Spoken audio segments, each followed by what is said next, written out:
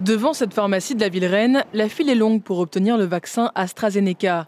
Depuis vendredi, la province invite toute personne de 60 ans et plus à le recevoir dans les pharmacies participantes. Jusqu'ici, seuls Toronto, Windsor et Kingston offraient cette option, mais le gouvernement veut l'étendre à toute la province. Mais déjà, des voix s'élèvent pour dénoncer un accès inéquitable dans certains quartiers.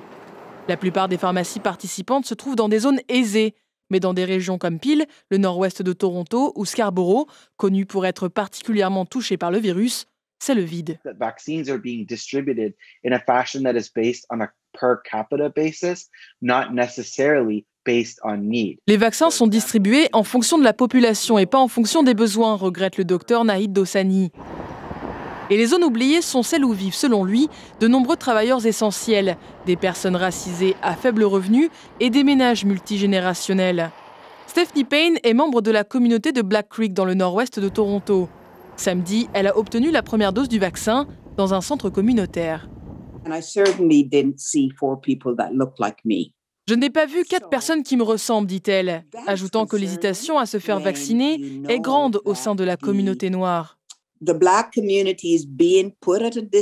Et qu'elle s'inquiète aussi de savoir où et comment se procurer le vaccin.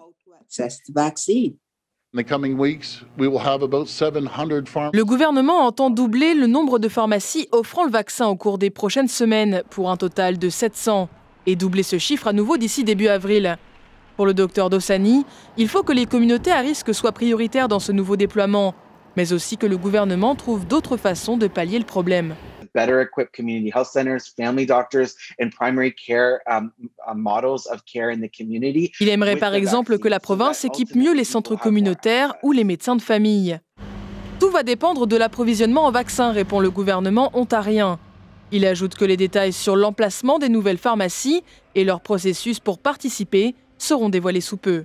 Ici Rosa Nicole, Radio-Canada, Toronto.